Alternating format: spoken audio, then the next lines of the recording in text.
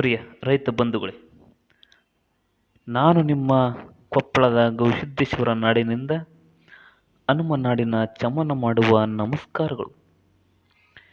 ACMS forum YouTube ಚಾನಲ್ನಲ್ಲಿ ರೈತರಿಗೆ ಸಂಬಂಧಿಸಿದಂಥ PM Kisan ಯೋಜನೆಯ 21ನೇ ಕಂತು ಜಮಾವಾಗುವುದರ ಕುರಿತು ನಿಮಗೆ ಸ್ವಲ್ಪ ಮಾಹಿತಿಯನ್ನು ನೀಡುವಂಥ ಪ್ರಾಮಾಣಿಕ ಪ್ರಯತ್ನವನ್ನು ಮಾಡ್ತಾ ಇದ್ದೇನೆ. ಬಂಧುಗಳೇ, ಈ ವಿಷಯ ನಿಮಗೆ ಆಗಲೇ ಗೊತ್ತಾಗಿದೆ. ಈ ರೈತರಿಗೆ ಸಿಗೋಲ್ಲಣ ಎಂಬುವಂತಹ ಅತಿ ಪ್ರಮುಖವಾದಂಥ ಮಾಹಿತಿಯನ್ನು ಪ್ರತಿಯೊಬ್ಬ ರೈತ ಬಾಂಧವರಿಗೆ ನೀಡುವುದಕ್ಕೋಸ್ಕರ ಈ ವಿಡಿಯೋನ ಮಾಡ್ತಾ ಇದ್ದೇನೆ. ಪ್ರತಿಯೊಬ್ಬ ರೈತರು ಕೂಡ ನೋಡಲೇಬೇಕಾದಂಥ ವಿಡಿಯೋ.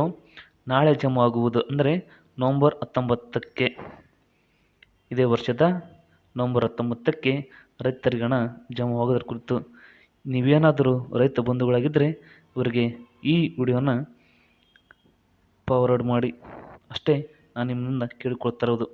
ಬನ್ನಿ ತಡ ಮಾಡೋದಕ್ಕೆ. ಸ್ನೇಹಿತ ರೈತ ಬಂಧುಗಳೇ, PM ಕಿಸಾನ್ ಯೋಜನೆಯ ಮುಂದಿನ ಕಂತಿನ ಹಣವನ್ನು ನವಂಬರ್ 19ಕ್ಕೆ ಜಮಾ ಮಾಡುವ ಸಾಧ್ಯತೆ ಇದೆ ಎಂದು ಕೇಂದ್ರ ಸರ್ಕಾರದಿಂದ ಮಾಹಿತಿ ಬಂದಿದೆ. ರಾಜ್ಯಗಳಿಗೆ ಎಲ್ಲ ಪ್ರಕ್ರಿಯೆಗಳನ್ನು ವೇಗವಾಗಿ ಮುಗಿಸಲು ಸೂಚಿಸಲಾಗಿದೆ. ಹೌದಾ ಎಸ್, ಇದು ಇವತ್ತಿನ ಬ್ರೇಕಿಂಗ್ ನ್ಯೂಸ್. PM ಕಿಸಾನ್ ಯೋಜನೆಯ 21ನೇ ಕಂತು ತಾಜಾ ಸುದ್ದಿ. PM ಕಿಸಾನ್ ಯೋಜನೆಯ 21ನೇ ಕಂತಿನ ಕುರಿತಂತೆ ದೊಡ್ಡ ಅಪ್ಡೇಟ್ ಬಂದಿದೆ.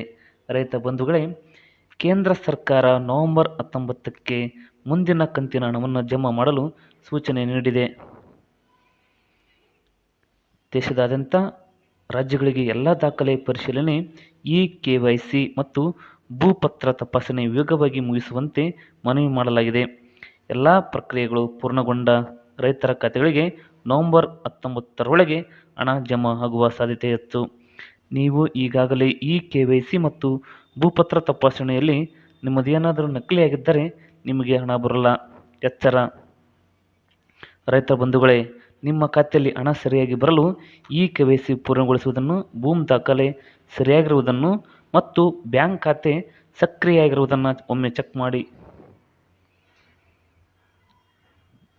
ಇಂದು ಬ್ರೇಕಿಂಗ್ ನ್ಯೂಸ್ ಆಗಿ PM ಕಿಸಾನ್ ಯೋಜನೆಯ 20ನೇ ಕಂತು ನವಂಬರ್ 19ಕ್ಕೆ ಎದುರು ನೋಡುತ್ತಿರುವ ರೈತರ ಸಂತೋಷದ ಕ್ಷಣ ಇದಾಗಿದೆ. ಇದು 21ನೇ ಕಂತು.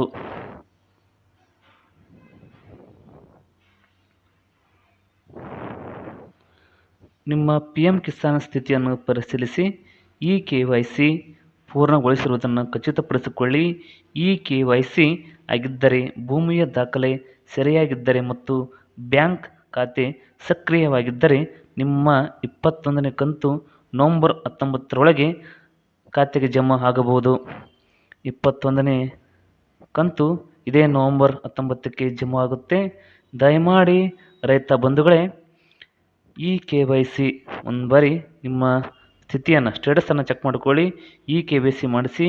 ನಂತರ ನಿಮ್ಮ ಭೂಮಿಯ ದಾಖಲೆಗಳು ಸರಿಯಾಗಿದ್ದರೆ, ನಂತರ ಬ್ಯಾಂಕ್ ಖಾತೆ ಸಕ್ರಿಯವಾಗಿದ್ದರೆ ನಿಮಗೆ 21ನೇ ಕಂತು ನೇರವಾಗಿ ನವಂಬರ್ 19ರೊಳಗೆ ಜಮಾ ಆಗುತ್ತೆ.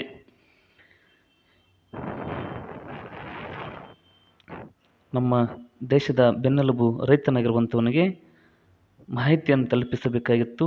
ಏನಿಲ್ಲ, ನೀವು ಈಗಾಗಲೇ ರೈತರಾಗಿದ್ದು ನಿಮ್ಮ ಖಾತೆ, ಬ್ಯಾಂಕ್ ಖಾತೆಯನ್ನು ಚೆಕ್ ಮಾಡಿಕೊಳ್ಳಿ, KYC ಮಾಡಿಕೊಳ್ಳಿ.